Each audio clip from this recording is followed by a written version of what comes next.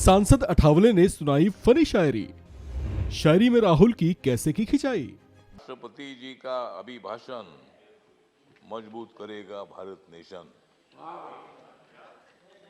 विरोध करना है कांग्रेस की फैशन,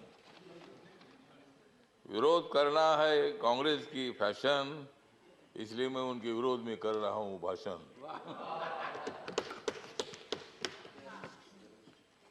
कांग्रेस वालों जितनी बढ़ानी है उतनी बढ़ाओ दाढ़ी,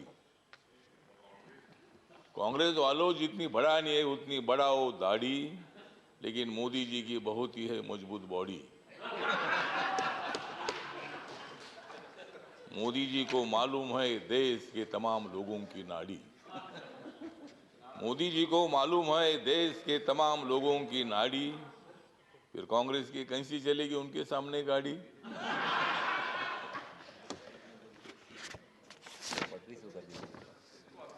मोदी जी आदमी है खास, मोदी जी आदमी है खास, इसलिए उनके साथ है रामदास। यस। मोदी जी को विकास की है आस, मोदी जी को विकास की है आस, इसलिए राजनीति में हो गए हैं पास।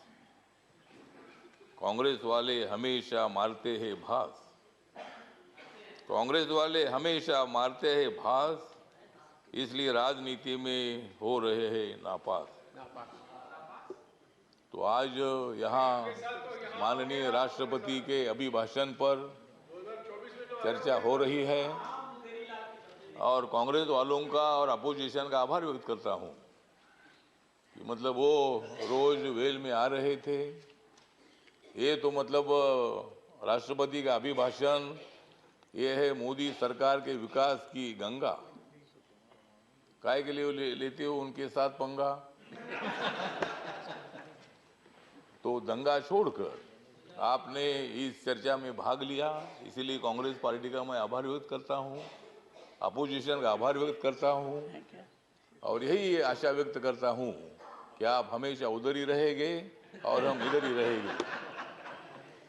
तो मतलब आप टीका करने के लिए, क्रिटिसाइज करने के लिए आवश्यकता है तो राष्ट्रपति जी का अभिभाषण जो है पॉइंट टू पॉइंट था।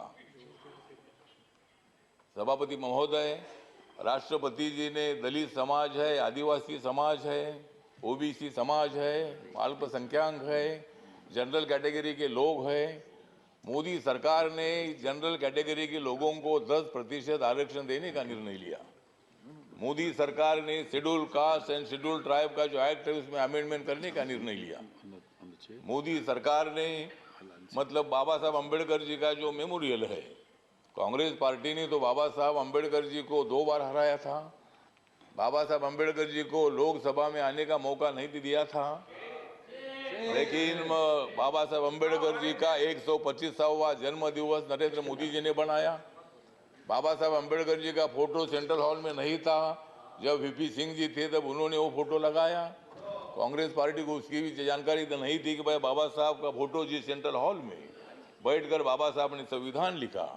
ड्राफ्टिंग कमेटी के चेयरमैन के नाते रात रात जाकर 26 अलीपुर रोड में बाबा साहब अम्बेडकर काम करते रहे और मतलब ये काम जयराम रमेश जी, ये काम आपने करना चाहिए था, लेकिन हाँ ठीक है ना, आपने किया नहीं, बाबा साहब अम्बेडकर जी को संविधान सभा में आपने लाया, लेकिन उसके पहले 2 बार बाबा साहब को हराया, मुझे भी श्रीडी में हराया, इसलिए मैं छोड़कर इधर आ गया।